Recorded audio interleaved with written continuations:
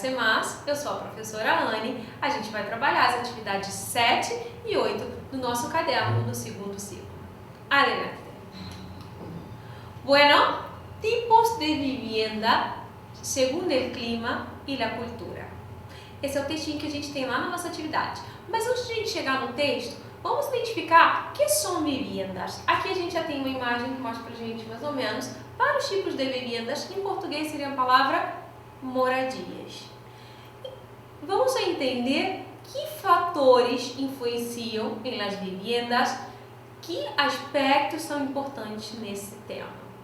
La vivienda es una edificación cuya principal función es ofrecer refugio y habitación a las personas. Então eu tenho lá uma edificação, uma construção, que é o refúgio, né, a proteção, a habitação das pessoas. Então qualquer coisa que se encaixe nesse padrão é una vivienda. Bueno, protegiéndolas de las inclemencias, ou seja, rigorosidade, severidade climáticas e de outras ameaças qualquer. A lo largo de la historia, ao longo da história, las viviendas han variado de forma e tamanho dependiendo da região. Então, dependendo da região, essas moradias elas foram mudando de forma, de tamanho, e dependendo de la región, del clima, de la cultura local, de la condición social, de los materiales e técnicas de construção disponíveis. Então a gente vai ver que esses vários tipos de viviendas, de moradias, elas na verdade não são à toa ou aleatórias. Elas têm muito a ver com fatores como clima, cultura, história, condição social e vários outros. A gente vai ver alguns exemplos agora e a gente vai comentar um pouquinho sobre isso.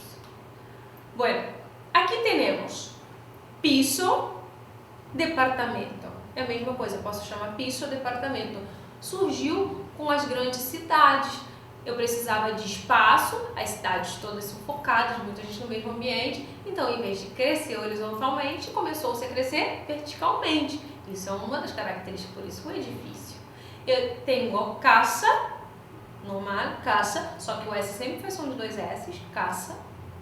Palafitos, olha lá como é que o clima influencia. Eu tenho uma região de rio, uma região chuvosa, então ali as casas foram feitas em cima de palafitas para que a água não entrasse. Hacienda, que é a nossa fazenda, vale? Seguindo. Chabola, um exemplo clássico da condição social determinando o tipo de vivenda, é o que a gente chama aqui no Brasil de favela, vale?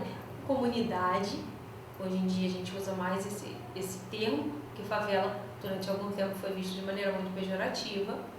Bueno, ali eu tenho o exemplo de Paraty, por exemplo, aqui em Angra a gente também encontra casas coloniais, um exemplo da história determinando uma construção.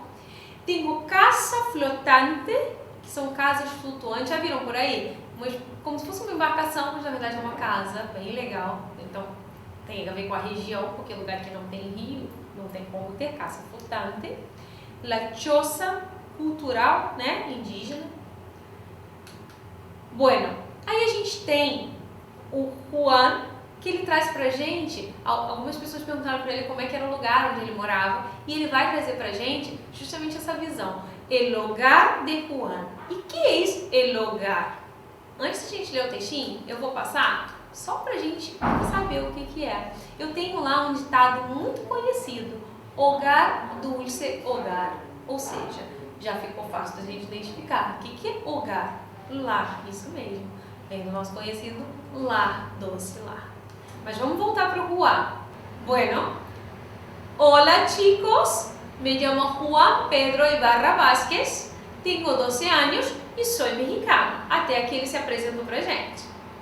Me pidieron que les contara cómo es la casa donde vivo con mi padre, mi madre e mis 2 hermanos. Ou seja, vivem 5 pessoas lá. 5, não se enganem com a matemática, galera. O pai, a mãe, os 2 irmãos e ele.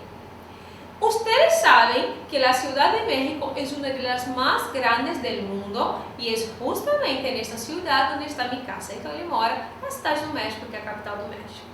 Ele segue dizendo: me parece uma casa normal, ou seja, uma casa que não tem nada de tão extraordinário assim. Tem um pequeno salão, uma pequena sala, el comedor. Essa palavra fica engraçada pra gente, porque dá a impressão de que alguém que faz alguma coisa, então alguém que come muito. Esse comedor é o ambiente da casa, é a sala de jantar, lugar das refeições. El pasillo, por donde passamos, por eso pasillo, ¿vale? La cocina, 2 dormitorios, 2 quartos, el cuarto de baño, que é o nosso banheiro, el pátio. Gente, a gente conservou essa palavra lá no ambiente escolar, a gente chama pátio, aquela área externa da escola, não é? Então, na casa, em espanhol, também chamamos a área externa de pátio, é o quintal da casa. E el lavadero, que é a parte de lavanderia, onde a gente lava roupa, passa, faz essas coisas, né, do serviço mais pesado da casa. Pero lo que más me gusta es que muy cerca, ou seja, muito perto, hay una plaza donde todos los días mis hermanos, mis amigos y yo jugamos, ou seja, jogam, brincam e nos divertimos. Ou seja, ele mora pertinho de uma praça e gosta muito dessa praça. Toda criança gosta, né, gente? Bueno, a gente vai seguir com partes de la casa. Aí eu vou ter o desenho, tem lá no caderninho de vocês também, tem um esqueminha para vocês verem. Aqui a gente tem algumas partes. Eu tenho la casa em si, e aí eu vou descendo aqui com vocês, tá? Na fileirinha, depois eu vou para outra fileirinha. Comedor, que a gente já viu o que significa, que é a sala de jantar. El balcón, que é a varanda, não é balcão, não é um móvel. Cuidado, o espanhol tá cheio de pegadinha, não escorrega nelas. Vem comigo, fica esperto. Ático, ático, vai fazer uma confusãozinha se você não estiver atento. Porque ático aqui é o sótão. E a gente vai ver mais na frente que é uma palavra que parece, mas não é, ok? Então, ático, aquela parte alta da casa, que é o sótão. Logo do lado eu tenho salão, que é a sala. Logo embaixo, quarto de banho. Vocês estão repetindo comigo, né? Não dorme? Não, repete comigo, hein? Cochera, cochera, onde ponemos o coche, que é a garagem. Em espanhol também se pode dizer garage. Cochera, garage, dá igual. Do lado eu vou ter cocina, estúdio. Estúdio é na verdade um escritório, lugar onde a gente trabalha, vale? Piscina, que nem toda casa tem, né? Vamos combinar. Escalera, que é a escada. Dormitório, que também pode chamar-se habitação ou recámara. Três nomes iguais. Jardim, sótano. Tá aí a palavrinha que eu falei que poderia causar confusão. Sótano parece sótão, não é? Mas não, é a parte de baixo da casa, é o porão. E sótão, a gente viu lá no começo que é ático. Cuidado com essas palavrinhas, não escorrega. Passillo, que é o corredor, a gente já falou que vem do verbo passar, fica fácil de identificar, passillo. Bueno, hogar do seu hogar, a gente já trabalhou para descobrir o que era hogar, e a gente já descobriu o que é lá. E a gente vai trazer um aspecto muito interessante, uma das coisas que me faz ficar encantada em estudar línguas. A gente vai falar um pouquinho sobre sinônimo. Lembra o que é sinônimo? São palavras que têm o mesmo sentido, o mesmo significado, é isso que a gente aprende. Exemplos de sinônimos: belo, bonito, um exemplo clássico e fácil da gente entender. Bom, mas se a gente parar para perceber, em espanhol, a gente procurar o sinônimo da palavra viviendas, que a gente estudou no comecinho dessa unidade, a gente vai encontrar residência, domicílio, casa, hogar. Mas será que elas são exatamente as mesmas coisas? São sinônimos, isso a gente não vai discutir. Só que a gente vai perceber que os sinônimos nem sempre são absolutos, quer dizer que elas nem sempre têm exatamente o mesmo significado. Vamos dar uma olhadinha? Eu tenho algumas definições. Eu tenho casa, construção coberta destinada a ser habitada. Ok, então qualquer construção coberta que eu vou habitar é uma casa. Vale, seguimos. Domicílio se refere a la dirección, ou seja, ao endereço a la que a pessoa habla. Então a gente tem lá o domicílio mais relacionado a endereço.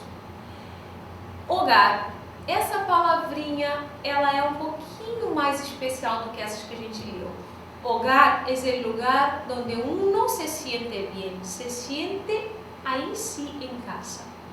Às vezes, o hogar não é nem a sua casa, às vezes é uma outra casa, é a casa da avó, às vezes é a casa da tia, ou seja, não sei que seja qual é esse lugar, mas ela guarda uma relação de afetividade. Repararam que casa e hogar, domicílio, residência, não são absolutamente a mesma coisa? E eu tenho residência depois que vai me dizer lá, traz pra gente uma ideia de prestígio. A gente vê muito em novela por aí, residência dos Costa, residência do não sei quem, então aquela ideia luxuosa, que às vezes a gente nem tem no hogar, né? Às vezes o nosso hogar é tão humilde, mas tem a ver com afeto. Eu tenho um carinho muito grande por essa palavra, eu acho que é uma das palavras mais bonitas que a gente tem no espanhol, em português, traz pra gente muitas lembranças e isso me encanta, estudar uma língua. Bueno, tenham todos uma excelente semana, hasta nuestra próxima clase, cuídense sempre.